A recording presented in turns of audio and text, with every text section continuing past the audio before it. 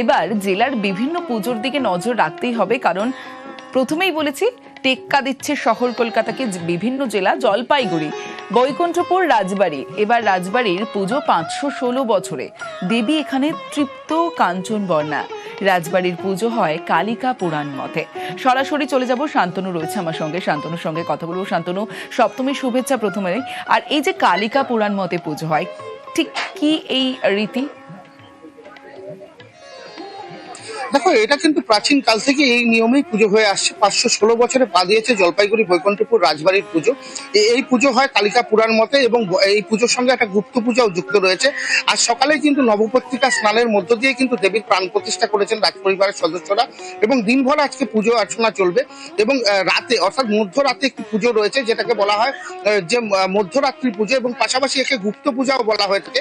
যেহেতু কালিকা পুরাণ মতে পুজো হয়ে থাকে, সেই গুপ্ত পূজাতে কিন্তু পরিবারের সদস্য ছাড়া কেউ কিন্তু সেই রাজবাড়ির সেই অন্দরমহলে অর্থাৎ দুর্গা মণ্ডপে কিন্তু প্রবেশ করতে পারেন না।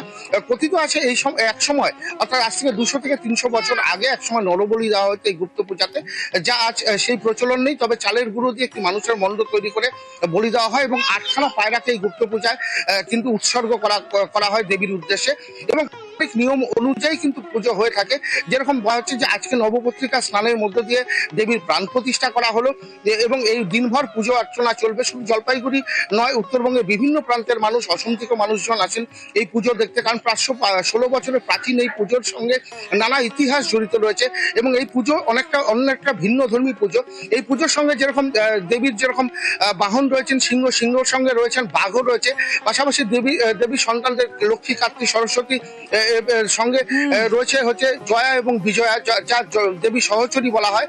এবং এই পুজো নিয়ম বলতে গিয়ে সারা দিন এবং রাতেও কিন্তু পুজো হয় এবং অষ্টমী পুজো শুরু হবে সপ্তমী পুজোর শেষে এবং দশমী পর্যন্ত পুজো পাঠ চলবে একেবারে। এবং এই পুজো নিয়ে আশপাশের যারা মানুষজন রয়েছে তাদের মধ্যেও একটা উদ্দীপনা রয়েছে। এবার চলে যাব বোলপুরে। বোলপুরে ঐতিহ্যের সুরুল জমিদার বাড়ি। বিভিন্ন জায়গার পুজো দেখাচ্ছে, বিভিন্ন জেলার জমিদার বাড়ির পুজো। এখানেও নবপত্রিকা স্নানে শুরু হয় জমিদার বাড়ির পুজো। শতাব্দী প্রাচীন দুর্গোৎসবে বনেদি ছোঁয়া। ইন্দ্রজিৎ রুজ রয়েছে, সরাসরি চলে যাব। ইন্দ্রজিৎ, সপ্তমীর শুভেচ্ছা প্রথমেই। এবং এই যে ঐতিহ্যের সুরুল জমিদার বাড়ি, এত পুরনো একটা পুজো, কত বছরে পড়লো, শতাব্দী প্রাচীন দুর্গোৎসব, কি বলছেন এখানকার মানুষজন? এবং রীতি মেনে সকাল থেকেই নিশ্চয়ই পুজো অর্চনা শুরু হয়েছে।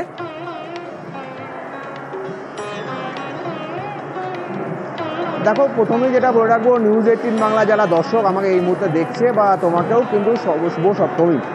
যেটা হচ্ছে বোলপুরের যে সুরুল জমিদার বাড়ি, এই সুরুল জমিদার বাড়ির পুজো এবছর কিন্তু 291তম, অর্থাৎ 300 বছরের কাছাকাছি প্রাচীন পুজো এটা। বোলপুর বা বীরভূমের যে সমস্ত মানুষজন তারা কিন্তু এই সুরুল জমিদার বাড়ির পুজো যদি না দেখে তাহলে কিন্তু তাদের কাছে এই বছরের পুজোটা, অর্থাৎ যে বছর পুজো দেখে না সে বছরের পুজোটা বৃথা থাকে, এমনটাই কিন্তু জানা যায়। আর সেই জন্য কিন্তু সকাল থেকেই নবপত্রিকার স্নান হয়ে গেছে। পাশেই একটি কালী সায়ার বলে একটি পুকুর রয়েছে, সেই পুকুরে অর্থাৎ জমিদার বাড়িরই পুকুর, সেখান থেকে নবপত্রিকার স্নান হয়েছে এবং নবপত্রিকার স্নান করিয়ে যে আমার পেছনে যে মন্দির মাতৃমূর্তি, সেখানেই কিন্তু পুজো হয়ে গেছে ইতিমধ্যেই এবং সন্ধ্যায় কিন্তু ভোগ আরতির ব্যবস্থা করা রয়েছে। এছাড়াও আরও বিশেষ কিছু পুজোর রীতি রয়েছে। সেই সমস্ত বিষয়গুলি পরিবারের একজন সদস্য সূর্যকান্ত সরকার, তিনি আমার সঙ্গে রয়েছেন। একটু তার কাছ থেকে জেনে নেব যে পুজোর বিশেষ রীতি কি রয়েছে এই পরিবারের। হ্যাঁ, প্রথমেই জানাই নিউজ 18 বাংলাকে আমার ধন্যবাদ। আমাদের আজকে অ্যাকচুয়ালি পুজো শুরু হয়েছে যেটা নবপত্রিকা দিয়েই বলা যাবে, সেটা আমাদের একটা সামনেই একটা নিজস্ব পুকুর আছে, সেই পুকুরে আমাদের নবপত্রিকা। আজকে বিশেষ পুজো কি রয়েছে? আজকে যেটা রয়েছে আমাদের সন্ধ্যাবেলায় যে পুজোটা রয়েছে সেটা হচ্ছে এমনি পুজো থাকা সত্ত্বেও ভোগ আরতি রয়েছে।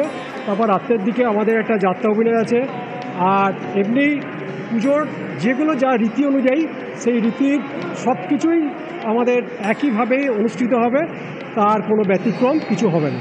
বেশ শান্ত শুনতে পেলে, বেশ ইন্দ্রজিৎ, একেবারেই শুনলাম।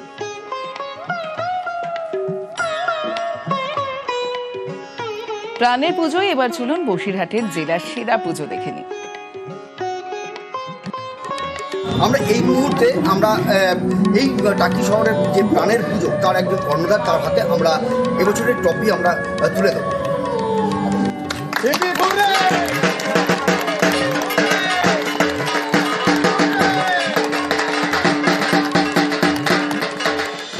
এই মুহূর্তে দাঁড়িয়েছি বসিরহাটের সংগীতশ্রী ক্লাবে। এবছরের বসিরহাটের সেরা পুজোর উপাধি বসিরহাট সংগীতশ্রী ক্লাবের হাতে আমরা তুলে দেবো। এবছরে তাদের নিবেদন ঋণ অর্থাৎ বৃদ্ধাশ্রমের পুরো ব্যাপারটাই জেলার সেরা যে প্রাইজ তুলে দেবো এই ক্লাবের কর্তা হাতে।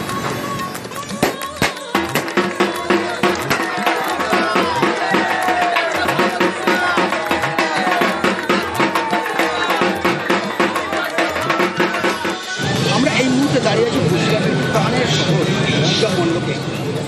এবছর প্রাণের শহর পূজা মণ্ডপ তারা বসিরহাটের মধ্যে সেরা হয়েছে মণ্ডপা তার হাতে আমি তুলে দিচ্ছি।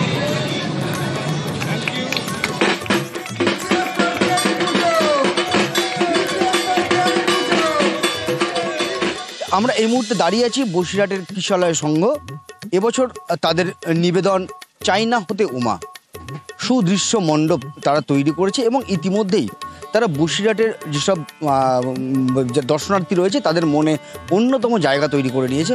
আমরা বসিরহাটের জেলার সেরার যে শিরোপা আমরা এই কিশলয়ের সঙ্গের যে কর্ণধার তার হাতে আমরা তুলে দিচ্ছি এই মুহূর্তে।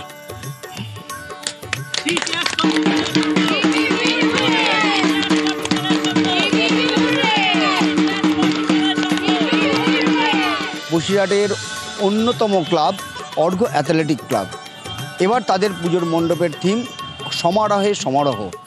অপূর্ব সুন্দর তাদের পুজো যে মণ্ডপ তৈরি করেছে এবং এই ইতিমধ্যে তারা বসিরহাটের যেসব দর্শনার্থী তাদের মনে আকর্ষণ অন্য জায়গা তৈরি করে নিয়েছে।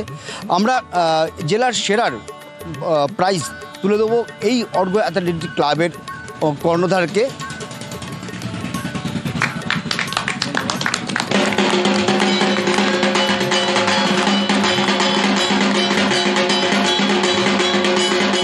পাদরিয়ার প্রতিদ্বন্দ্বীর সঙ্গে তাদের এবছরের থিম মা এলো মাটির ঘরে। মূলত মাটির বিভিন্ন জিনিসপত্র দিয়েই তাদের এই মণ্ডপ এবার তারা তৈরি করেছে।